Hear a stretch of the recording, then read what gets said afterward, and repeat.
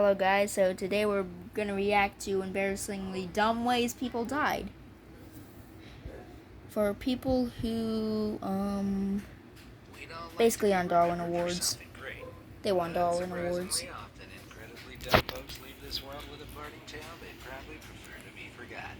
That said, some of these spectacularly dim-witted accidental exit strategies are irresistibly entertaining to hear about. So without further ado, let's check out some of the most embarrassingly dumb ways people died. Be amazed. Labels? What labels?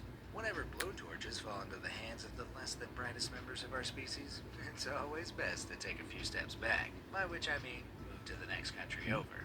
If this piece of common sense wasn't already obvious, a man from Topeka, Kansas certainly made it clear in June 2019. When he stumbled upon what appeared to be an empty metal drum, the inquisitive fellow thought best to cut the thing open with a blowtorch. What he was hoping to use the divided drum for is anyone's guess, as it exploded violently before the fellow got the chance to finish his task.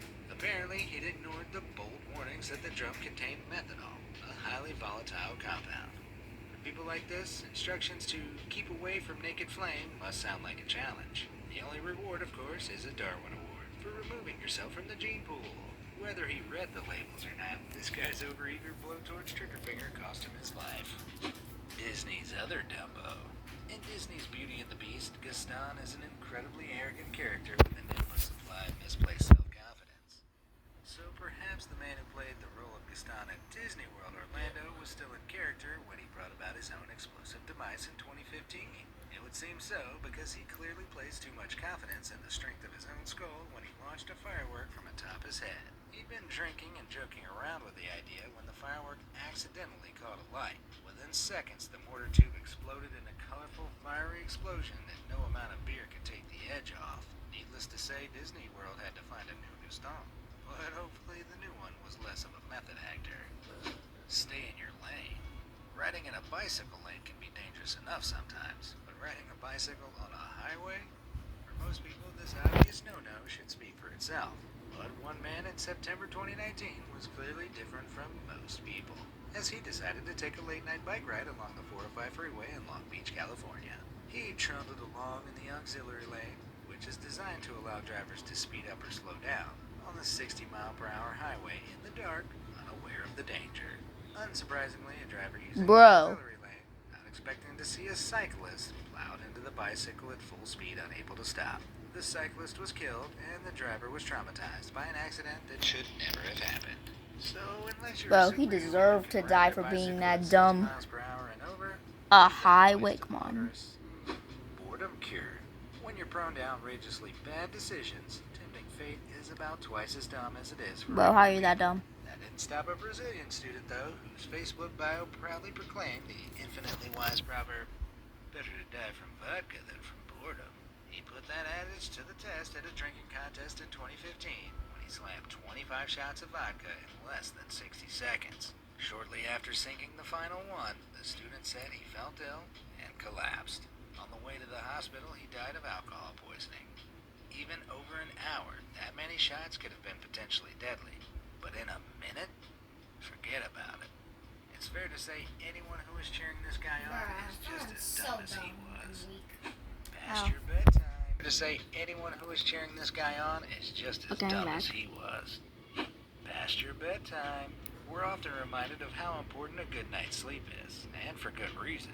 But the impact of staying up too late went far beyond feeling groggy the next morning for one Chinese fellow in 2014. As a huge soccer fan, losing sleep during the World Cup due to the 11-hour time difference between host nation Brazil and his own was no biggie. But the stress, exhaustion, and excitement of watching soccer's greatest players go head-to-head non-stop for the 48-hour stretch he stayed awake for took its toll. His extreme exhaustion is thought to have triggered a brain hemorrhage, something research suggests sleep deprivation significantly increases the chances of. He died shortly after the last match of the day. You can die by staying up late? Whether he was a fan of the losing side and took the loss particularly and fatally hard is unclear.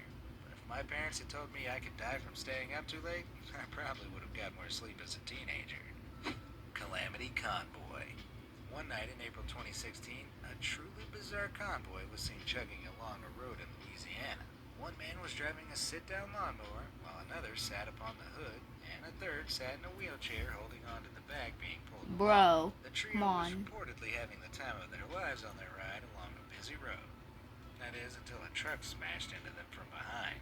As shocking as it seems, it turned out a darkened roadway wasn't the best place for a tag-along DIY joyride. Miraculously, the only person Yeah, who died obviously in the not. incident was the man behind the wheel of the lawnmower, who had seemingly instigated the ridiculous activity. Hopefully, his friends will keep their mowers firmly on the grass from now on. Hold on, Shotgun what? wet was the man behind the wheel of the lawnmower, who had seemingly instigated the ridiculous activity. Hopefully, his friends will keep their mowers firmly on the grass from now on. Shotgun wedding. It's not my place to criticize another culture's traditions, but a circle of dancing men haphazardly firing shotguns into the air doesn't seem like the smartest way to celebrate a wedding. Unfortunately, that was the method of choice for a group of Indian wedding attendees with a taste for celebratory gunfire in 2019. The first round of gunshots, fired dangerously closely over the dancers' heads, almost deafened several of them. But the next round, fired without any regard to things like, aiming, resulted in one shotgun-wielding guest receiving a direct hit to the face. Unaware, the oblivious reveler continued to gleefully fire shots until he was made aware of what he'd done. Needless to say, after he'd finally decided to look around him, the festivities were over. From now on, how about we stick to wedding bells rather than shotgun shells, eh? Premature Exactly. detonation. Every master criminal has to start with the smaller jobs before the big bucks come along. That said, robbing a machine full of condoms for its contents and cash isn't exactly the usual mark of a criminal genius in the making. But on Christmas Day, 2015, a group of amateur German thieves decided it was time to make headway in the crime game. They bundled some explosives into a condom dispenser and lit her up. But to their surprise, the explosion blasted chunks of the metal enclosure outwards with enough speed to become deadly Bro, projectiles. come on. One of the rubber robbers was struck in the head and died shortly afterwards. The machine wasn't in a much better state either.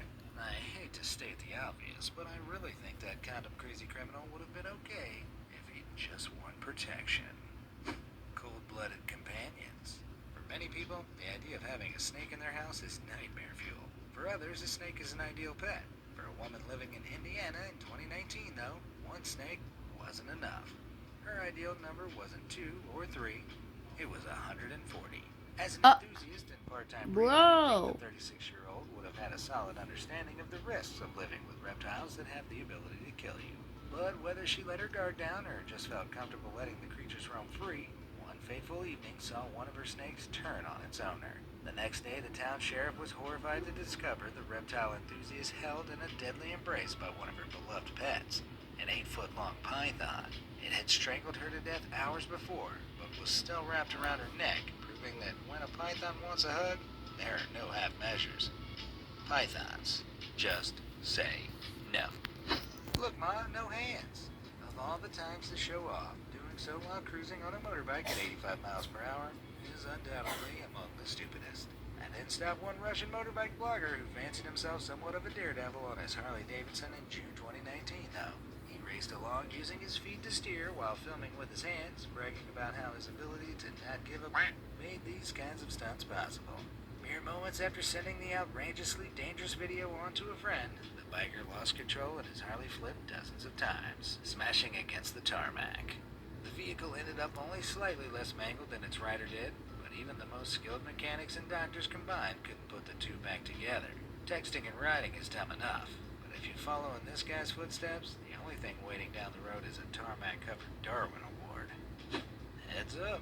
Bumping your head is one of the most rage-inducing minor pains a person can sustain. But even a direct smack into the hardest low-hanging shelf doesn't compare to what one daredevil with a taste for trains and trespassing went through in North Carolina in 2018. Bro. In an attempt to satisfy his adrenaline cravings, he climbed onto a train's roof and, as if it was a wild metal stallion, attempted to ride it. It went well initially. He'd been issued warnings previously for similar incidents, so he probably had his head around the balancing act train top cruising required. But his head ended up around something else when the train passed under a low-hanging bridge. Bro. Apparently not seeing the bridge in time, he hit it at full speed. And it turns out, hitting solid objects at around 90 miles per hour isn't very good for the human body. 2 months later, his skull was found on the side of the railroad. approximately 128 miles from where his body was found on the day of the accident. This led authorities to a grisly conclusion. He'd been quite literally decapitated the moment he hit the roof of the bridge, and his body had continued along its journey before eventually falling off the train. The conclusion is simple. Don't be a train cowboy. It's a real headache. Bad time for a stroll. Drive-through safari parks are a great way for anyone with a love for nature's wildest beasts to experience them up close safely. Well, it's safe just as long as you follow one simple rule. Stay inside your vehicle at all times. But on a summer's day in 2016 at Badaling Safari World in Beijing, Okay, after this I'm going to end it. Act of overwhelming stupidity. After an argument broke out between a passenger and driver of a car driving through the tiger enclosure, the passenger stormed out of the car in frustration. Bad move. Within seconds, the tiger leapt over and snatched her off in its jaws. But while this was indeed a mind-numbingly stupid decision, the response of the other occupants of the car is what proved deadly, despite the fact that park officials were already merely feet away on their rescue mission. One passenger decided she'd be able to overpower the tiger herself. So she got out, ran over, and was immediately killed by one of nature's most efficient murder machines. Ironically, the person she'd aimed to save survived, and if she'd only waited a second for the highly trained park officials to take over, she could have too. It shouldn't need to be said, but if you're going to fight a tiger unarmed, you're going to lose. Together forever. Of all the ways to go, passing away while doing the dirty is probably one of the best. But for an elderly man who hired an escort in 2016, the aftermath was where the real embarrassment lay. Unfortunately, in the heat Wait, of this is the passion, last one. the Never man mind. suffered a heart attack and died, much to his paid companion's horror. But to make matters worse, the combination of the escort's panic and the man's no longer circulated blood flow, the pair became, well, stuck. Unable to break free from the horrifically morbid embrace, the woman had no choice but to seek medical assistance. After paramedics picked her up, she was wheeled past crowds of hospital onlookers under a blanket. Still very much attached to the man she'd given a very happy ending to. I guess the whole parting bit of "till death do us part" only applies to married couples. Which of these dum-dumites has raised your eyebrows highest? Okay, goodbye.